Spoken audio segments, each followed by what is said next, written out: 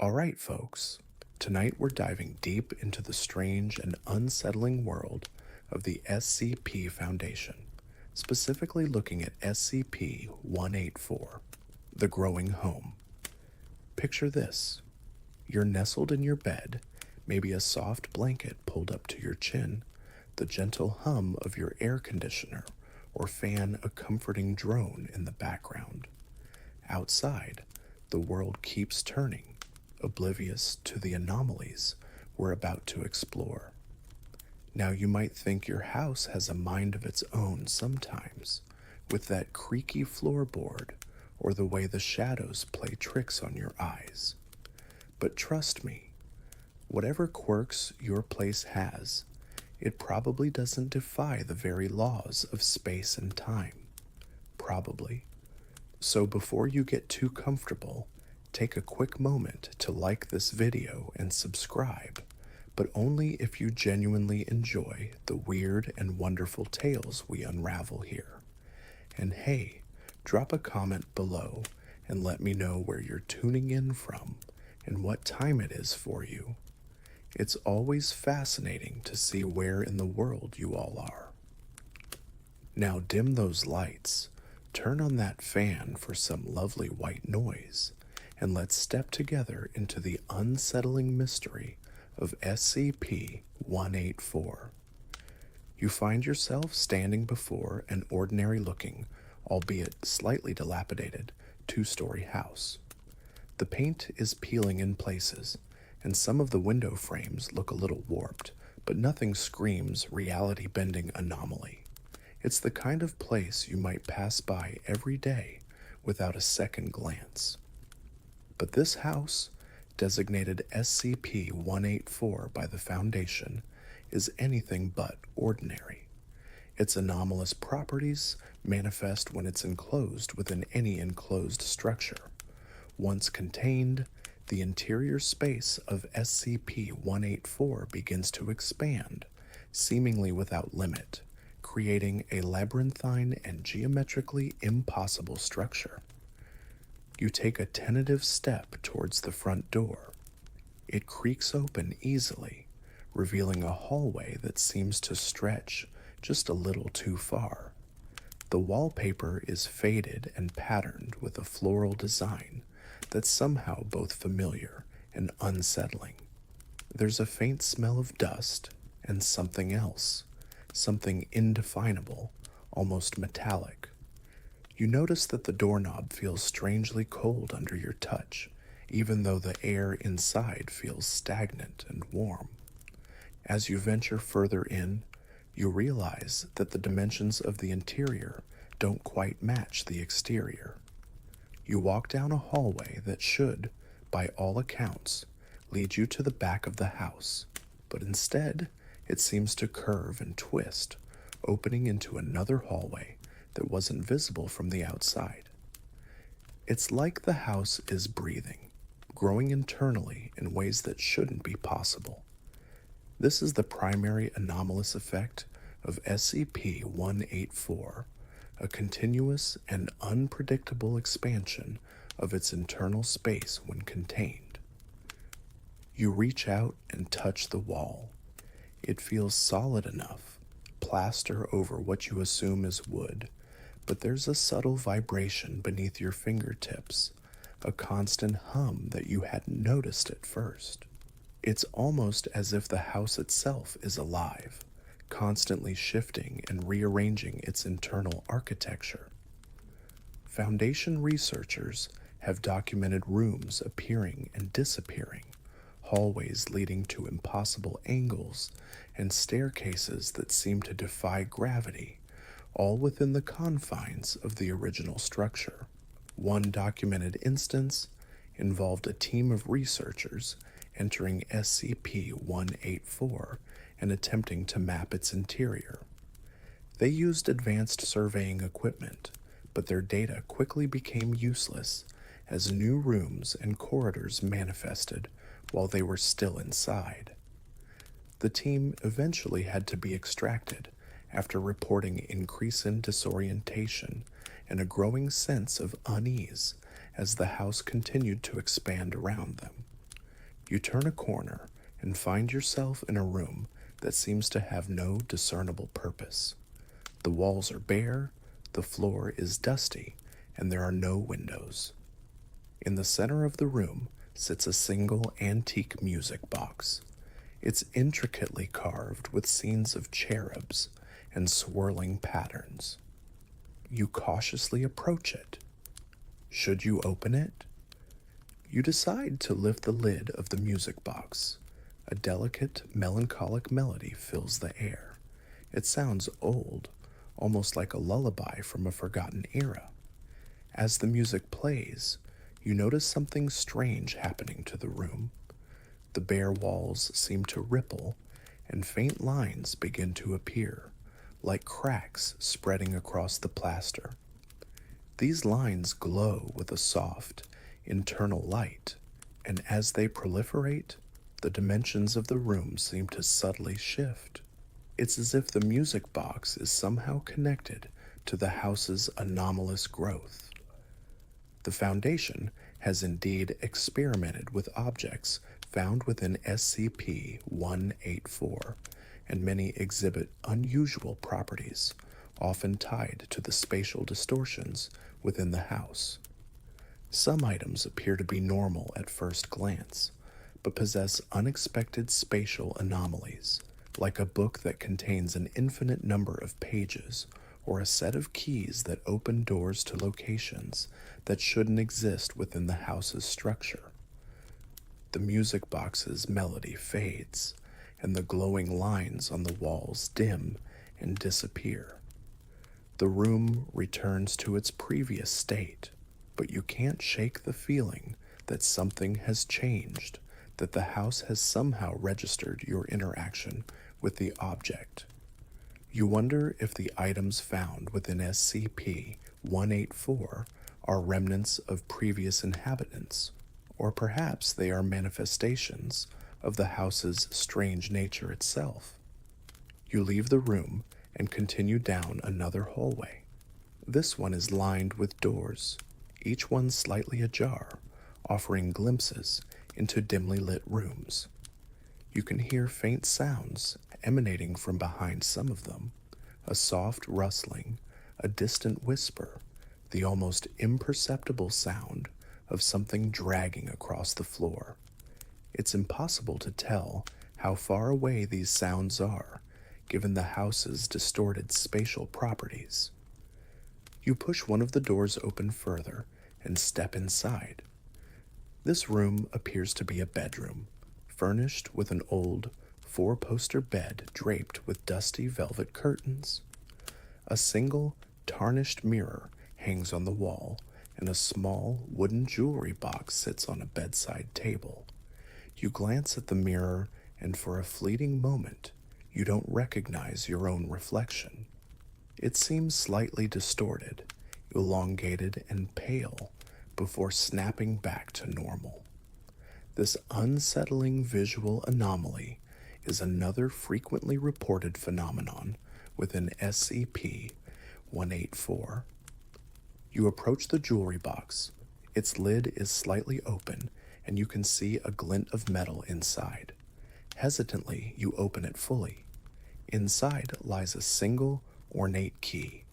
It doesn't look like any ordinary key you've ever seen. Its teeth are arranged in a complex, almost geometric pattern, and the bow is shaped like a miniature stylized house. You pick it up. It feels strangely warm in your hand. Could this key open one of the many doors within this impossible structure, perhaps to a part of the house that hasn't been affected by the spatial anomalies? Or could it lead somewhere else entirely? The Foundation has documented instances of doors within SCP-184 leading to completely different locations, sometimes even to other dimensions or time periods. These portal doors are unpredictable and often unstable, posing significant containment challenges. You decide to keep the key. It might be useful as you navigate this ever-expanding labyrinth. As you leave the bedroom, You notice that the hallway outside seems slightly different than before. A new archway has appeared further down, leading into an area you hadn't seen before. The house is changing, adapting, almost reacting to your presence. You pass by another room, and this time, the door is wide open. Inside, you see what appears to be a living room, complete with faded armchairs and a dusty coffee table. On the wall hangs a framed photograph of a family you don't recognize. Their faces are blurred, as if captured in motion, and their expressions seem tinged with a subtle sadness. It's a snapshot of a life that once was, now trapped within this spatially warped reality. The very nature of SCP-184's expansion is still a subject of debate among Foundation researchers. Some theories suggest that the house is drawing energy from an unknown source, using it to generate new spatial dimensions internally. Others propose that SCP-184 is somehow interacting with or creating localized distortions in the fabric of space-time. You continue to explore, the feeling of unease growing with each impossible turn and newly manifested corridor. The house seems endless, a testament to a reality that bends to its own incomprehensible rules. You wonder if there's any escape, or if you're destined to wander its ever-growing interior forever. You find yourself in a room that appears to be a library. Floor-to-ceiling shelves are crammed with books, their titles faded and illegible. The air here is thick with the scent of old paper and dust. Some of the books seem to be floating slightly off the shelves, defying gravity in subtle ways. You reach out to touch one, and it feels strangely light, almost insubstantial. Foundation researchers have cataloged numerous books found within SCP-184 that contain impossible text, shifting narratives, or even blank pages that somehow convey information directly to the reader's mind. These books are often considered highly dangerous due to their potential for mimetic or cognitohazardous effects.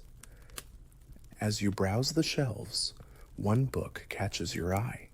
It's bound in dark leather with no title, but a faint humming seems to emanate from it. Hesitantly, you pull it from the shelf. The humming intensifies slightly in your hand. Should you open it? You decide to open the book. The pages inside are blank, but as you look at them, faint images begin to form in your mind, fleeting glimpses of impossible geometries, of rooms that fold in on themselves, of corridors that stretch into infinity. It's a visual representation of the house's internal structure, but far more complex and unsettling than anything you've encountered so far. You feel a slight pressure behind your eyes, a hint of dizziness. This is likely a mild cognitohazard, a direct mental effect of the book's anomalous properties. You quickly close the book. The mental images fade, and the humming subsides. You place it back on the shelf, a sense of profound unease settling over you. This house isn't just spatially distorted. It seems to be actively influencing your perception, your very understanding of reality. You leave the library and find yourself in a long, narrow hallway. The walls are lined with doors, each identical to the last. There are no distinguishing features, no numbers or markings. It's a disorienting repetition that plays with your sense of direction and memory. You try to keep track of which doors you've already tried, but the house seems to be actively working against you, making it impossible to maintain any sense of orientation. This endless hallway is a common manifestation within SCP-184, often reported by those exploring its interior.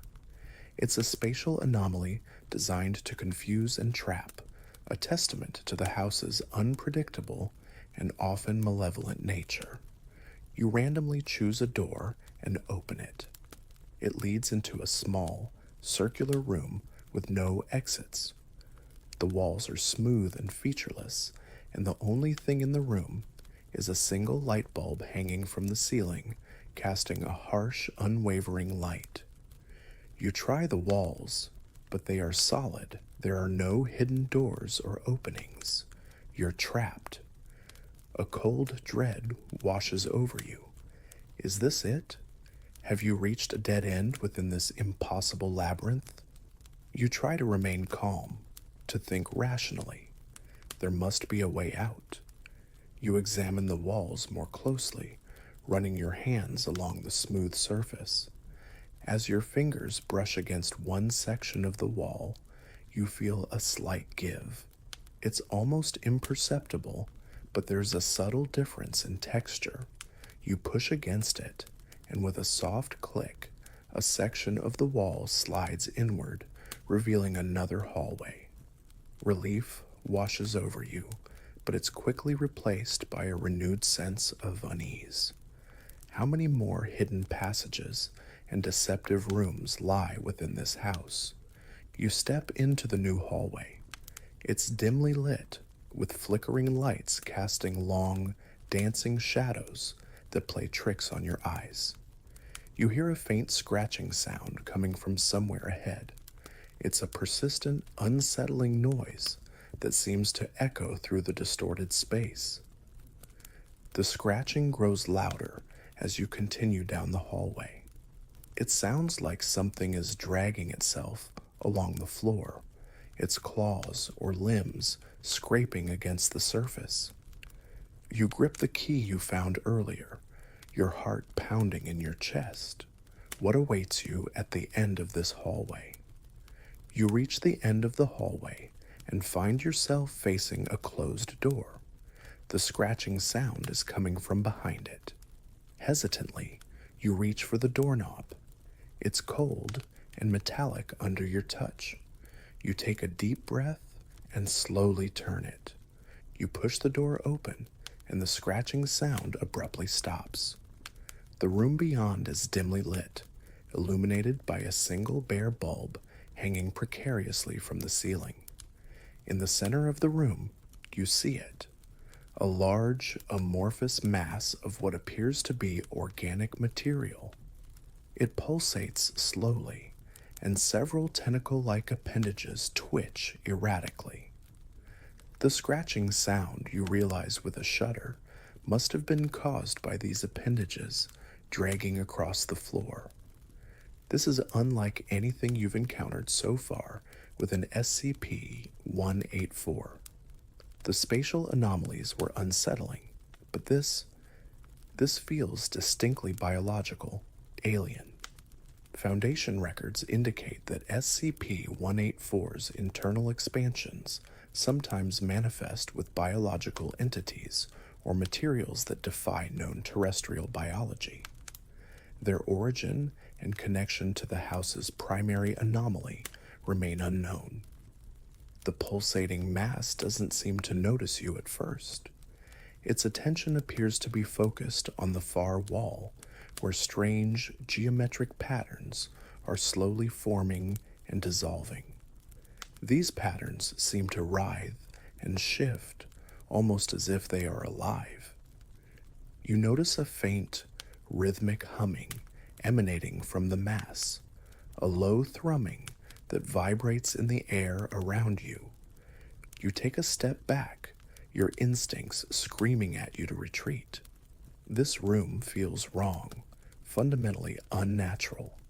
The air is thick with a strange, musky odor that makes your stomach churn. You consider turning back, retracing your steps through the endless hallways, but a morbid curiosity keeps you rooted to the spot. As you watch, one of the tentacle-like appendages extends towards the wall, its tip touching one of the glowing geometric patterns. As it makes contact, the pattern flares brightly, and a jolt of energy seems to pass through the appendage and into the central mass, causing it to pulse more rapidly. It seems the entity is somehow interacting with the spatial anomalies of the house, perhaps even feeding off them or influencing their manifestation. This raises disturbing questions about the true nature of SCP-184. Is it merely a structure that defies spatial logic, or is it something more sentient? Suddenly, the pulsating mass shifts, and its attention turns towards you. Several eyeless orifices open on its surface, and you feel an intense, focused awareness directed your way.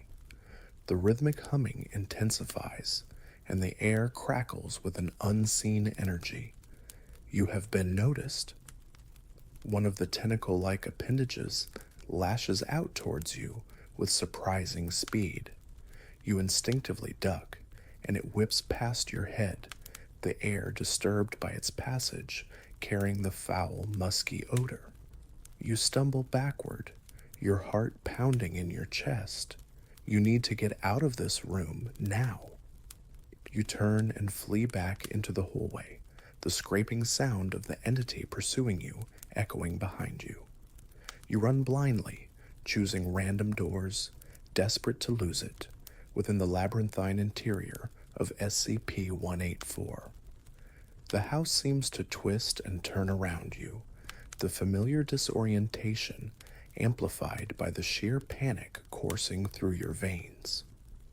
You burst through a door and find yourself in a room that looks like a child's nursery. Colorful toys are scattered across the floor, and a rocking horse sits gently swaying in the corner, even though there's no discernible breeze. The contrast between the innocent scene and the monstrous entity pursuing you is jarring, surreal. You slam the door shut behind you and lean against it, gasping for breath. The scratching sound is still audible on the other side, but it seems to be fading slightly. You hope the door will hold, but you have no illusions about its strength against whatever that thing was. You look around the nursery, your eyes scanning for another exit. There's a window, but it looks out onto nothing but a solid wall, another impossible feature of this place. You try the walls, searching for any hidden passages, any escape from this nightmare. As you examine one of the walls, your hand brushes against a loose section of wallpaper. You pull at it, and a small section tears away, revealing a dark opening behind. It's narrow and cramped, but it looks like a way out.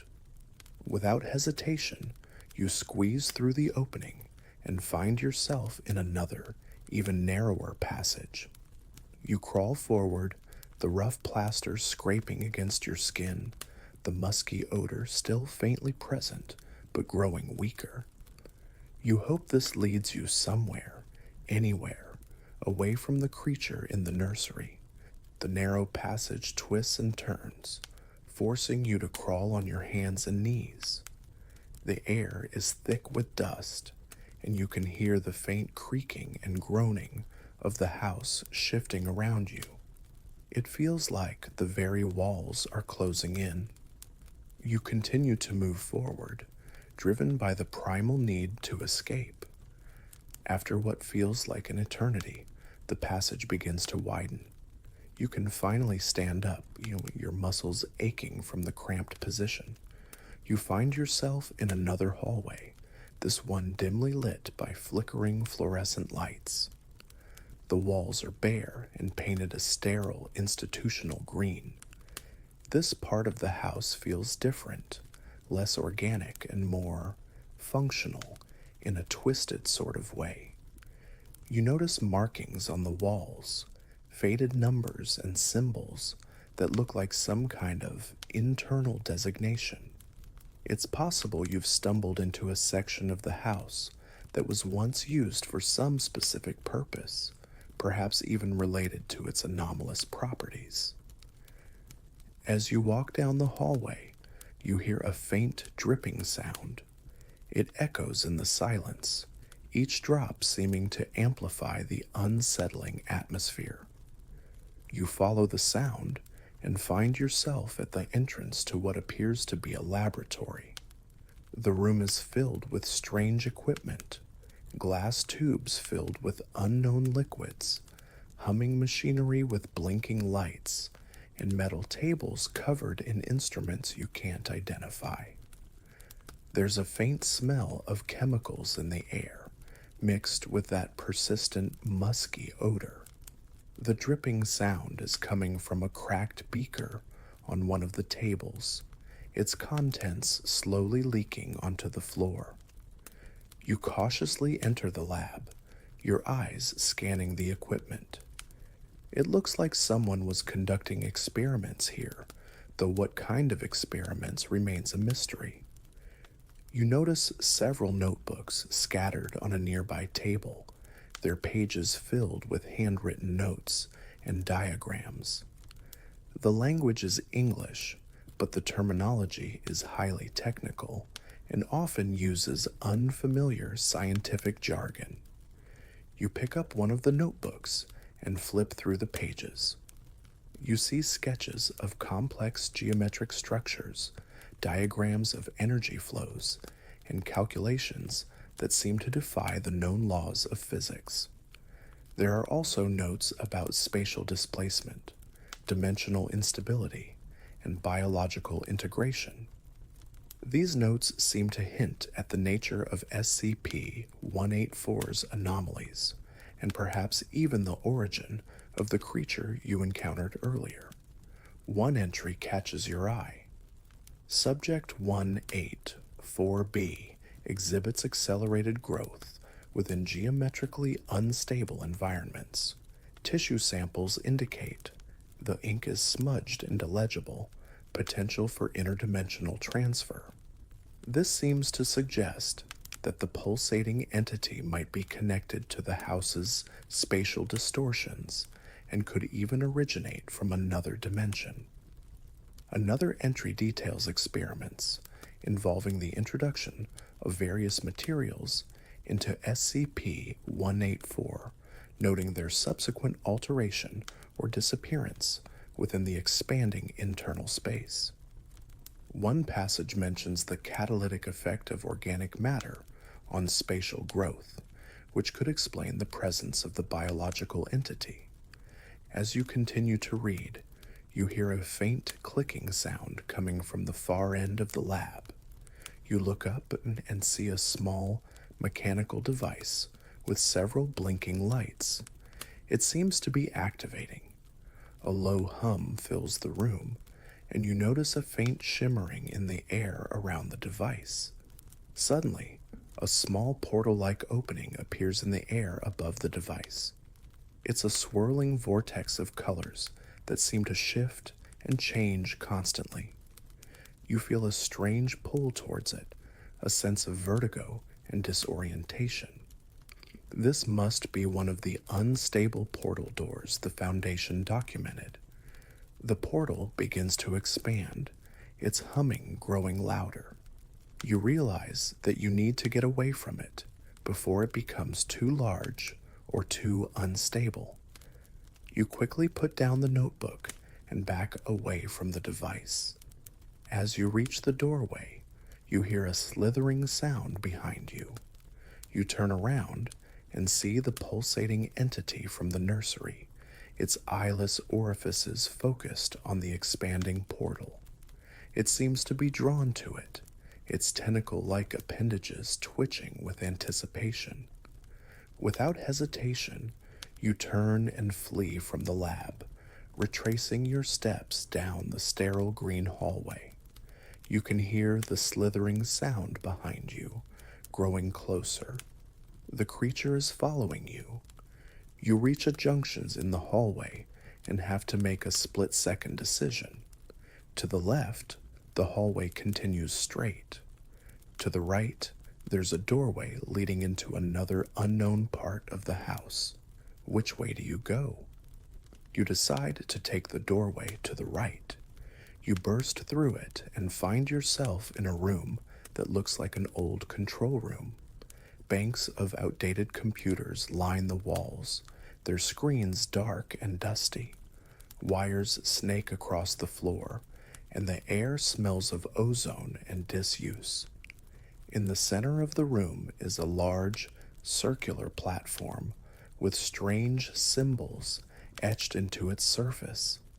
The slithering sound is getting closer.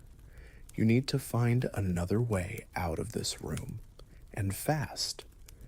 You scan the walls, looking for another door or any sign of escape. You notice one of the computer monitors flickering to life. Static fills the screen at first, but then a series of cryptic text lines begin to appear, scrolling upwards. It looks like some kind of log or data output. You rush over to the monitor and try to decipher the text. The language is still the technical jargon you saw in the notebook, but you manage to make out a few key phrases. Spatial integrity compromised. Entity 184B breaching containment. Initiate emergency protocol 7. This seems to indicate that the creature is considered a significant threat and that there are established protocols for dealing with it. Suddenly, a section of the wall behind the computers slides open, revealing another hallway. This one is even darker and more ominous than the others. You can hear a low, guttural growling echoing from within. It doesn't sound like the slithering creature. You glance back towards the doorway you came through. You can see the shadow of the pulsating entity as it enters the control room.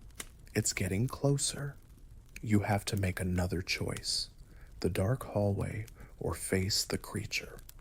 Without hesitation, you plunge into the dark hallway. The wall slides shut behind you, plunging you into near total darkness.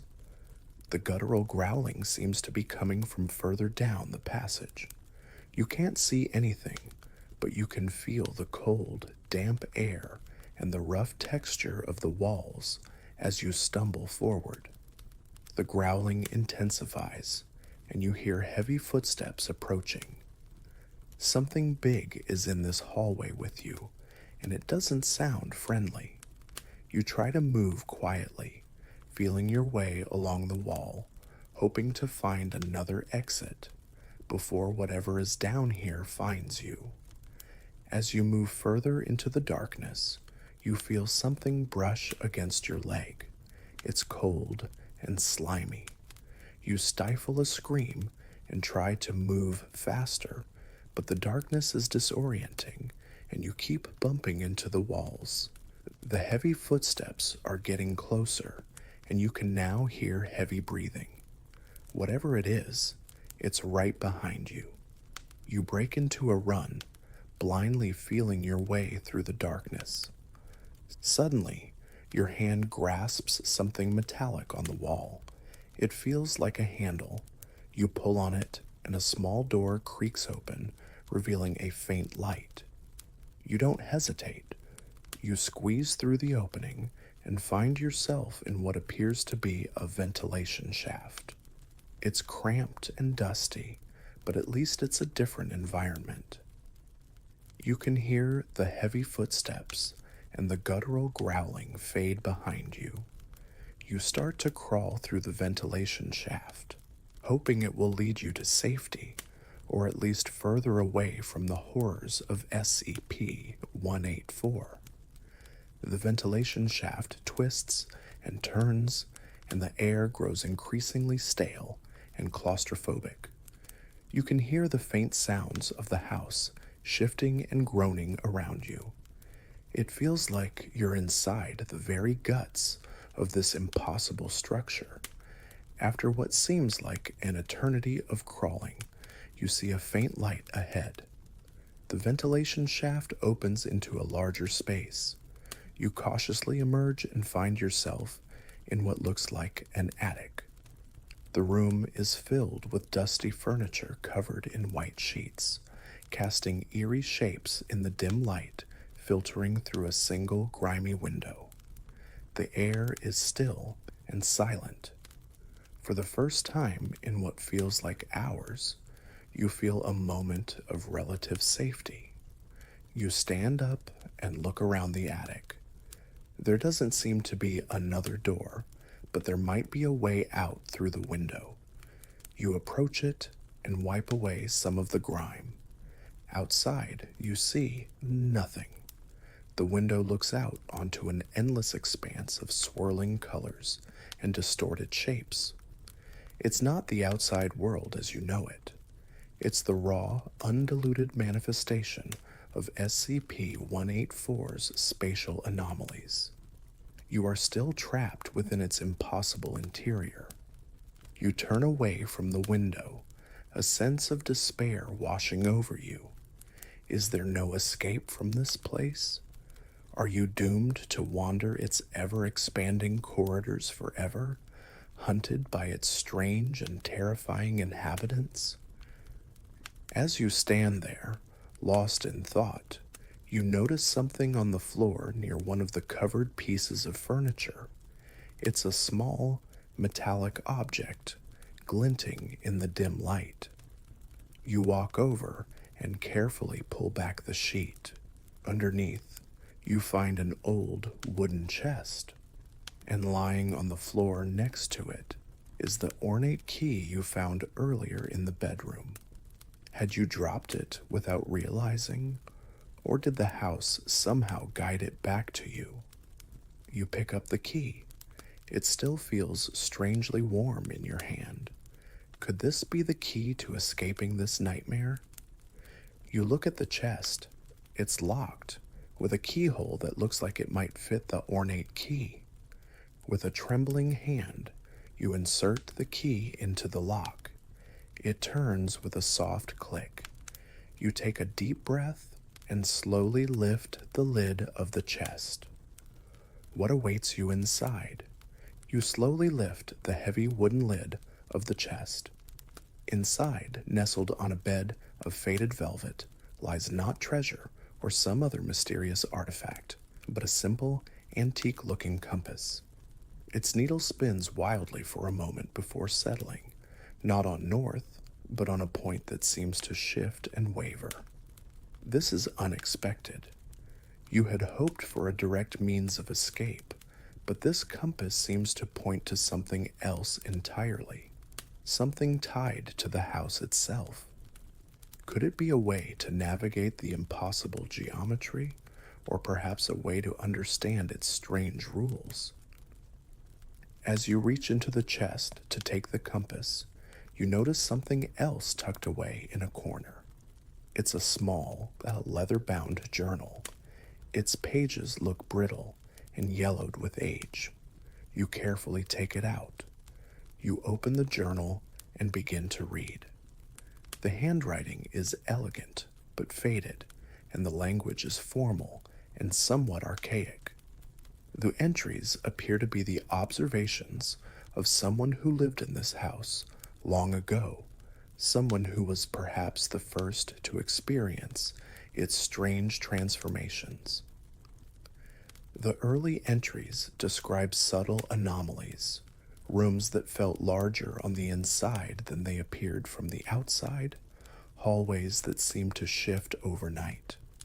The writer initially dismissed these as tricks of the light or faulty memory, but as the entries continue, the anomalies become more pronounced and more disturbing.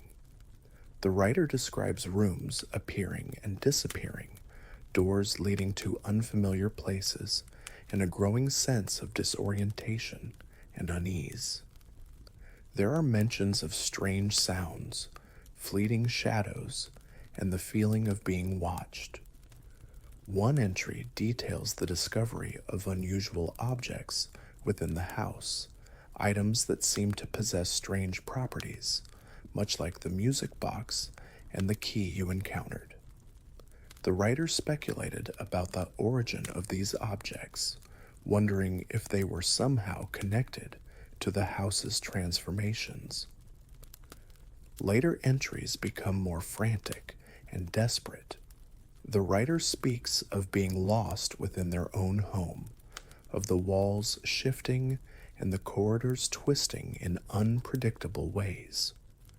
There are mentions of a growing presence within the house, something malevolent and aware. The final entries are fragmented and barely legible. The writer seems to be losing their grip on reality, their words filled with fear and confusion. The last entry simply reads, "It's growing, everywhere, no escape." The journal falls from your trembling hands. The story it tells is chilling, a first-hand account of the house's descent into its current state of spatial chaos. It paints a picture of a gradual transformation, a slow creep of the impossible that eventually consumed everything. You pick up the compass again. Its needle is still wavering, but you notice a subtle pattern in its movements. It seems to be reacting to your position within the house, perhaps even to the house's internal shifts. Could this be a key to understanding the labyrinth? You decide to follow the compass. You hold it out in front of you and begin to move, letting its erratic movements guide you. It leads you through hallways you haven't seen before, into rooms that seem to defy any logical arrangement. The house continues to shift and change around you, but the compass seems to maintain a strange connection to its internal logic. The compass leads you to a staircase that spirals downwards into darkness. You hesitate for a moment, unsure of what awaits you below, but the compass needle seems to be pulling you in that direction. You take a deep breath and begin to descend. The air grows colder and heavier as you go down. The only light comes from the faint glow of the compass needle. The staircase seems to go on forever, twisting and turning into the depths of the house. And finally, the staircase ends, and you find yourself in a large, cavernous space. The air here is thick with a strange energy, and the walls seem to pulse with a faint internal light. In the center of the space, you see it, a massive, pulsating nexus of energy, the apparent source of SCP-184's anomalous growth. The geometric patterns you saw in the lab are present here, swirling and shifting around the central nexus. You can feel a low hum vibrating through the floor and into your body. This feels like the heart of the anomaly, the point from which all the spatial distortions originate. As you watch, the pulsating nexus expands slightly, and you feel the entire space around you shift. A new corridor appears in the wall, and the existing pathways seem to rearrange themselves. The house is growing, changing, right before your eyes. You realize that the compass isn't leading you to an escape. It's leading you to the source, to the very heart of the anomaly. But why? What are you supposed to do here? Suddenly, you hear a faint whisper in your mind, a voice that seems to come from the nexus itself. It's not a voice you hear with your ears, but something more direct, a thought planted in your consciousness. The whisper is fragmented and difficult to understand, but you manage to make out a few words: balance, disruption, integration. It's unclear what these words mean, but they resonate with the strange phenomena you've witnessed within the house. As you try to process the whisper, you notice the pulsating entity from the lab slithering into the cavernous space. It seems to be drawn to the nexus, its eyeless orifices focused on the swirling energy. The entity moves towards the nexus, its tentacle-like appendages reaching out. As it touches the energy, it begins to convulse violently. The geometric patterns around the nexus intensify, and the humming grows louder. You realize that the entity is trying to interact with the source of the anomaly, perhaps to control it or to merge with it. This could have catastrophic consequences, potentially amplifying the house's spatial distortions or causing unpredictable dimensional breaches. You look at the compass in your hand. Its needle is now pointing directly towards the nexus. The whisper in your mind returns, clearer this time. The key, the balance. You remember the ornate key you found in the bedroom. Could it be the key the whisper is referring to? But what is it supposed to unlock? You look at the nexus again. There seems to be a small indentation on its surface, a shape that vaguely resembles the bow of the ornate key. Could it be a lock of some kind? You take out the key and approach the pulsating nexus cautiously. The energy emanating from it feels intense, almost overwhelming. You reach out and try to insert the key into the indentation. It fits perfectly.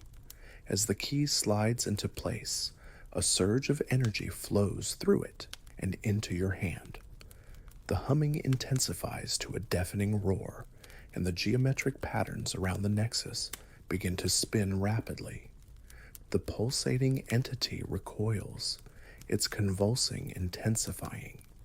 It lets out a series of high-pitched screeches that echo through the cavernous space. You feel a strange sensation, as if the house itself is reacting to your actions.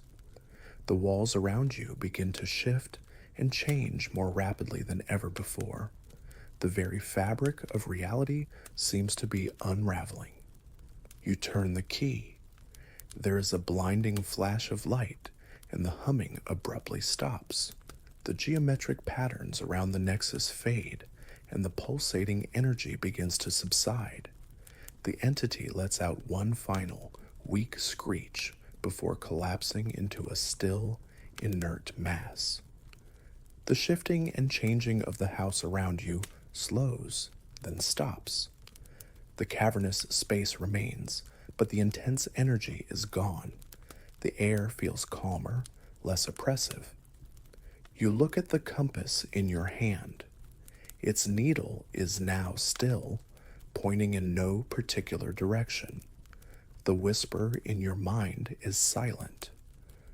You don't know what you've done, but something feels different. The oppressive atmosphere of the house seems to have lifted slightly. The spatial distortions still exist, but they feel less chaotic, less threatening. You look back at the nexus.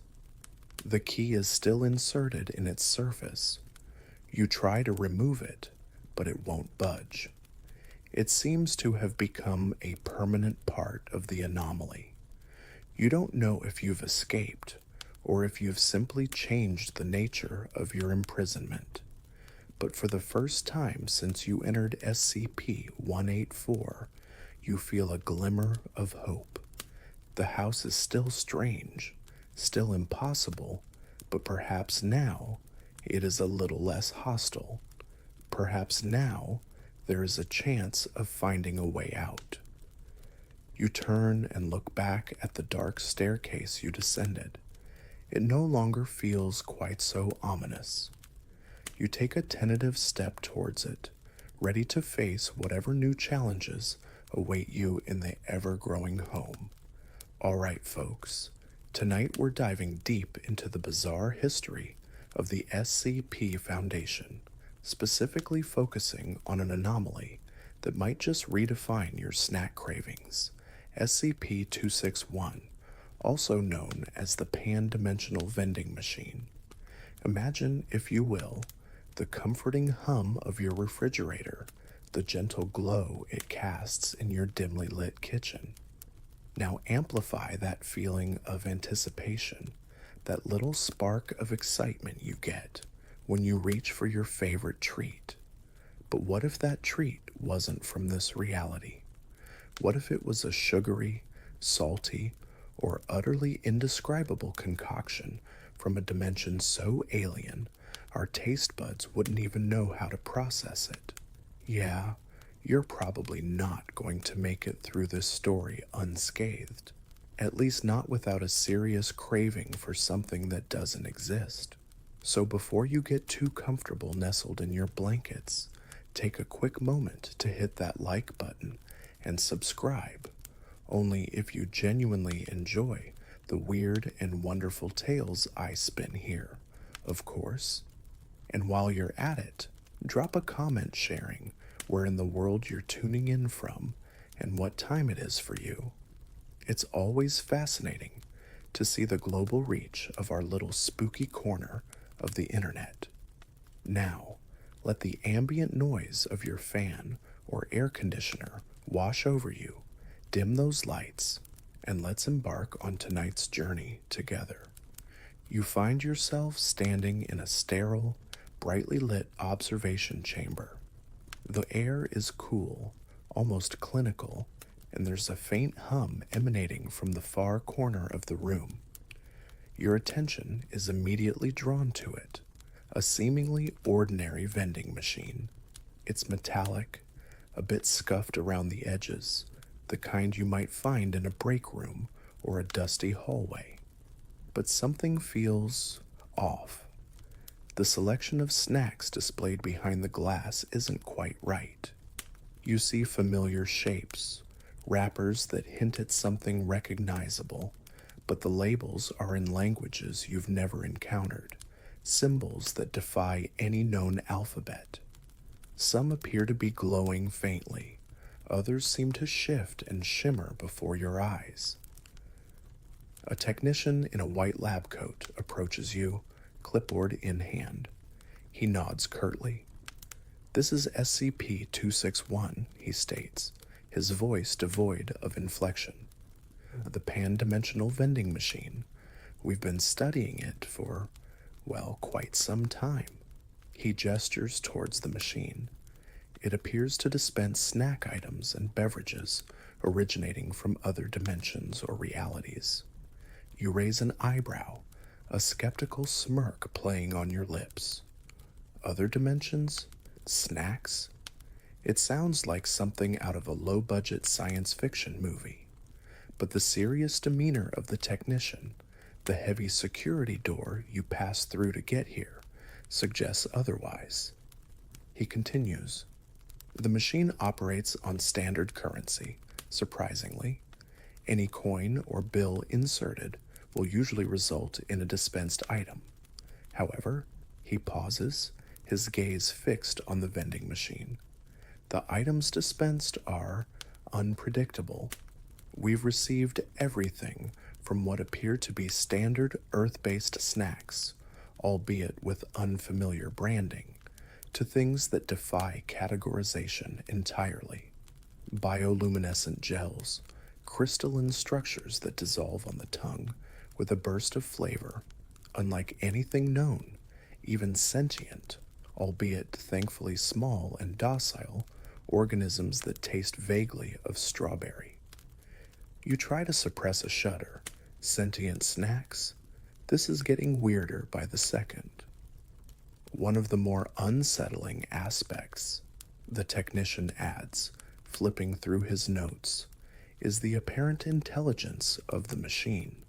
While it doesn't communicate in any conventional way, the types of snacks it dispenses seem to correlate at times with the individual using it. Their subconscious desires, perhaps even their fears. We've seen instances where someone with a deep craving for a specific comfort food from their childhood receives a variant of it, twisted in some subtle, unsettling way, or someone with a fear of insects receiving a candy that, well, let's just say it had more legs than advertised. A nervous chuckle escapes your lips. This is less amusing and more deeply disturbing than you initially thought. The technician points to a series of monitors displaying data streams. The internal mechanisms are impossible to decipher with our current technology. Scans reveal a complex network of conduits and energy fields that seem to defy the laws of physics as we understand them.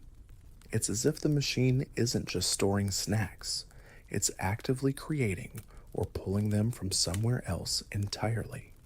Some theories even suggest it's a gateway, a temporary aperture to countless other realities, each with its own unique culinary landscape. This sparks a sense of awe mixed with profound unease within you. A gateway to other realities contained within a vending machine? The implications are staggering. Interestingly, the technician continues, the machine occasionally dispenses items that have anomalous properties beyond just their origin. We've documented snacks that induce temporary hallucinations, beverages that alter the drinker's perception of time, and even confections that seem to defy gravity for a few seconds before being consumed. Safety protocols are, as you can imagine, extremely strict. Every item dispensed is cataloged, analyzed, and often tested on D-class personnel before any further study is conducted. You can't help but feel a pang of sympathy for the poor souls tasked with taste testing interdimensional oddities. One documented incident involved a researcher who inserted a handful of foreign coins he'd collected on his travels. The machine whirred and clunked for a moment before dispensing a small, intricately wrapped package. Inside was a chewy candy that tasted faintly of cinnamon and regret. For the next 24 hours, the researcher was plagued by vivid memories of minor mistakes and forgotten opportunities from his past, each one amplified by a crushing sense of what could have been. The effect faded eventually, leaving him shaken and significantly less enthusiastic about exotic currency.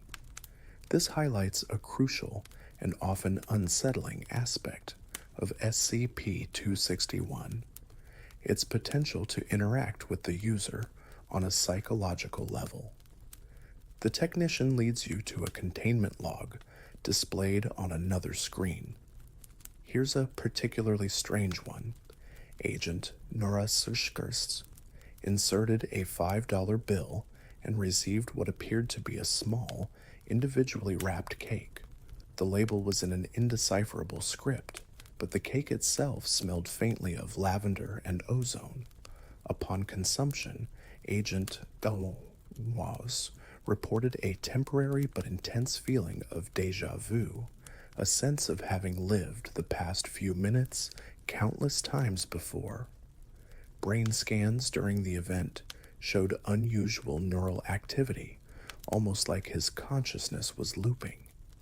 The effects subsided after about 15 minutes, leaving no lasting effects, but it raises questions about the nature of time and memory in these other realities. And then, the technician says, scrolling further down, there are the purely bizarre items. We once received a small, pulsating orb that tasted like static electricity and made the consumer temporarily unable to perceive the color blue. Another time, it dispensed a handful of what appeared to be solidified laughter, which dissolved on the tongue with a tingling sensation and an overwhelming urge to share a joke, regardless of its quality. It took several hours for the effects to wear off, and the facility was filled with an unusual amount of forced and often terrible humor. You can't help but chuckle at the image of hardened SCP personnel suddenly erupting in fits of nonsensical laughter. The sheer randomness of the dispensed items is one of the most baffling aspects of SCP-261. There doesn't seem to be any discernible pattern, no way to predict what might emerge from its depths.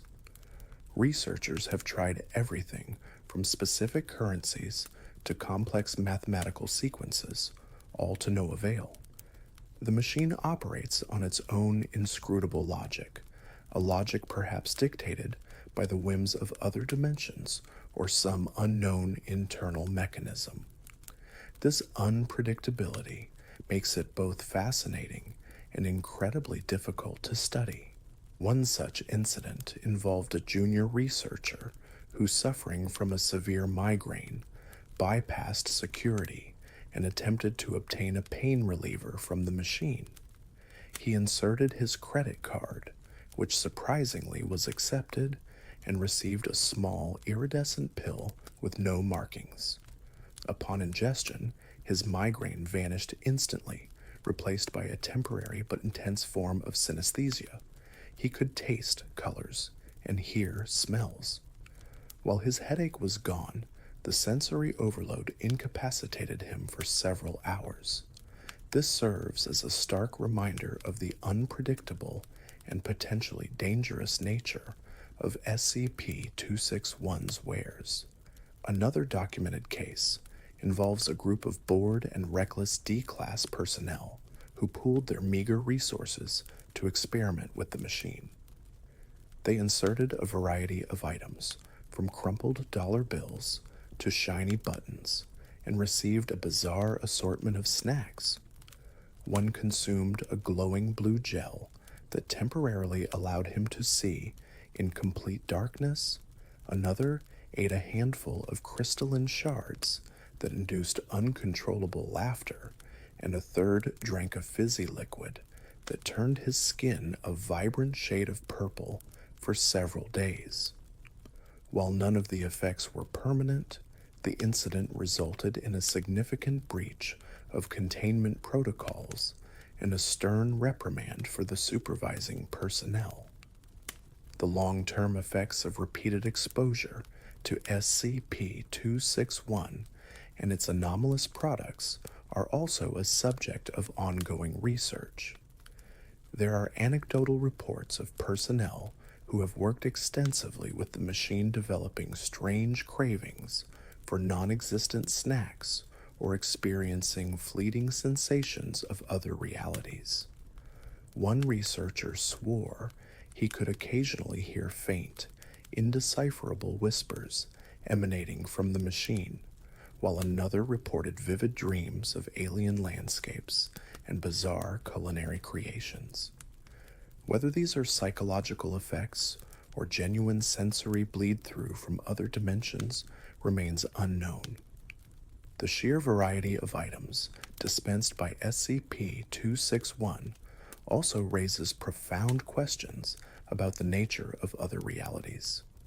The snacks offer glimpses into alien cultures, technologies, and even biological processes that defy human understanding. Some items hint at advanced scientific concepts, while others seem rooted in pure fantasy. The existence of sentient snacks, for instance, suggests realities where the lines between food and life are blurred in unimaginable ways. One particularly perplexing item was a small, intricately carved wooden box that dispensed a single, perfectly ripe strawberry every 24 hours. The strawberry tasted like no strawberry on Earth, possessing a complex flavor profile that shifted subtly with each bite, hinting at notes of cinnamon, honey, and something vaguely metallic. The box itself defied all attempts at analysis, its wood composition unknown, and its internal mechanism seemingly non-existent. Was it a self-sustaining food replicator from another dimension, or something else entirely? The study of SCP-261 is a constant exercise in humility for the researchers involved. It serves as a potent reminder of the vastness and strangeness of the multiverse and the limitations of human understanding. Every new snack dispensed is a potential window into another reality, a tantalizing glimpse of the infinite possibilities that lie beyond our own. But with each glimpse comes a fresh wave of questions and the unsettling realization that we are only scratching the surface of a reality far more bizarre and complex than we could ever imagine. Years pass in the Foundation's study of SCP-261, and while they accumulate vast amounts of data, the core mystery of its origin and function remains stubbornly elusive. The machine continues to dispense its unpredictable array of interdimensional snacks, each one a potential Pandora's box of strange effects and unsettling implications. Containment protocols are refined, security measures are tightened, but the allure and the inherent danger of SCP-261 persist. One of the more recent areas of research focuses on the potential for SCP-261 to be influenced or even controlled. Numerous experiments have been conducted, attempting to hack the machine using specific currencies, coded sequences, and even targeted mental projections. However, the results have been largely inconclusive. The machine seems to operate on its own inscrutable whims, occasionally dispensing items that align with the experimenter's intentions, but just as often producing completely random and irrelevant snacks. There's a growing faction within the research team that believes SCP-261 is not merely a passive conduit to other dimensions, but an active entity in its own right. They point to instances where the machine seems to respond to specific individuals or events within the facility, dispensing items with uncanny relevance. For example, during a period of heightened tension following a minor containment breach involving a reality-bending anomaly, SCP-261 began dispensing small, individually wrapped candies labeled with calming affirmations in an unknown language. While the candies themselves had no discernible psychoactive properties, the timing was undeniably strange. Another incident that fuels this theory involved a researcher who had developed a strong personal attachment to SCP-261, spending countless hours studying its outputs. One day, the machine dispensed a small, intricately carved wooden token bearing a symbol that the researcher recognized from a recurring dream he'd had since childhood, a dream he had never shared with anyone. The token emitted a faint warmth when held and seemed to induce a feeling of profound nostalgia in the researcher. This deeply personal connection between the dispensed item and the user suggests a level of awareness or responsiveness that defies conventional explanation. However, the dominant scientific consensus within the Foundation remains rooted in the idea of SCP-261 as a naturally occurring anomaly or a piece of long-lost technology from an unknown civilization. The sheer diversity of the dispensed items suggests a vast and potentially infinite number of source realities, making the idea of a single, sentient entity controlling the machine seem less likely. Instead, many researchers believe that SCP-261 operates through some kind of complex, interdimensional quantum entanglement, randomly pulling items from across the multiverse based on principles we do not yet understand. One particularly intriguing line of inquiry involves the study of the currency accepted by SCP-261. While it primarily takes Earth-based money, the documented instances of it accepting foreign coins, outdated currencies, and even seemingly valueless trinkets continue to baffle researchers. Some speculate that the machine isn't evaluating monetary value, but rather some other intrinsic property of the object, its material composition, its historical significance, or even the intent or emotional energy of the person inserting it. There have been attempts to create artificial currencies with specific properties in the hopes of influencing the machine's output, but these experiments have yielded inconsistent results. Sometimes, the machine accepts the fabricated currency and dispenses a seemingly random item. Other times, it rejects the artificial tokens outright. This suggests that whatever criteria SCP-261 uses to accept currency is far more complex than simple monetary value or easily replicable material properties. The long-term containment of SCP-261 also presents ongoing challenges. While the machine itself is relatively inert, the sheer volume and unpredictable nature of the anomalous items it produces require constant monitoring and disposal. The Foundation has established specialized storage facilities to house the cataloged snacks, many of which require specific environmental conditions to prevent degradation or unwanted activation of their anomalous properties. There have been several close calls involving accidental consumption or mishandling of dispensed items. One incident resulted in a temporary localized reality distortion within the storage facility after a particularly unstable interdimensional candy spontaneously unwrapped itself. Another involved a researcher who inadvertently ingested a beverage that caused him to perceive everyone around him as cartoon characters for several hours, leading to significant communication difficulties. These incidents underscore the inherent risks associated with studying an object that bridges countless unknown realities. Despite the dangers and the persistent mysteries surrounding SCP-261, its potential for scientific discovery remains immense.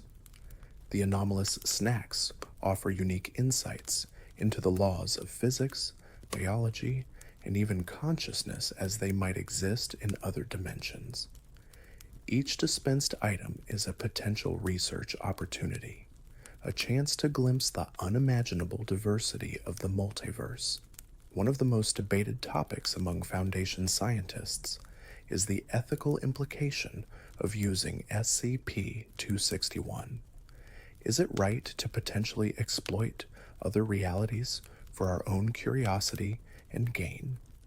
Could our interactions with the machine have unforeseen consequences for the dimensions from which these snacks originate?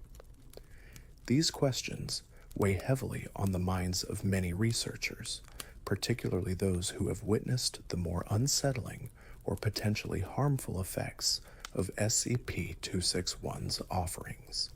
As you delve deeper into the archives, you come across a particularly chilling report, an account of an item dispensed by SCP-261 that seemed to possess a malevolent intent. It was a small, black candy wrapped in what appeared to be human skin. Upon unwrapping it, the D-Class personnel assigned to the task reported a feeling of intense dread and a disembodied whisper in his mind promising unimaginable suffering. The candy was immediately incinerated, and the incident led to a temporary cessation of all D-Class testing of SCP-261's output. This event served as a stark reminder that not all the snacks from other dimensions are benign curiosities.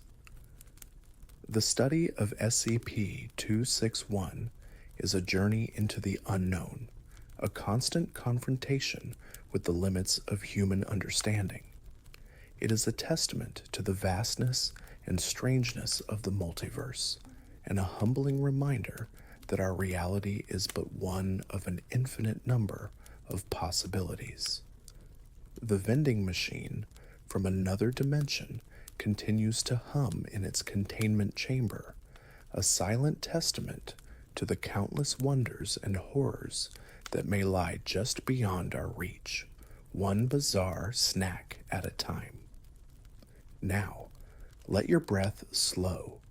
Feel the gentle rise and fall of your chest. The images of strange snacks and interdimensional mysteries begin to soften around the edges, the sharp details blurring into a comfortable haze. The weight of the unknown lifts, replaced by a feeling of quiet stillness. Imagine the softest blanket enveloping you, a cocoon of warmth and security. The sounds of the day fade into a distant murmur, replaced by the soothing rhythm of your own breathing. Your eyelids feel heavy, drawn down by an invisible, gentle force. The stories of other dimensions drift away like wisps of smoke, leaving behind a sense of peaceful emptiness. Let your thoughts drift and wander, unburdened by logic or reason. Allow yourself to sink deeper into this tranquil space, where worries dissolve and the only sensation is one of profound relaxation. The edges of your awareness soften, and the world outside fades away. You are safe, you are calm, you are drifting. Good night.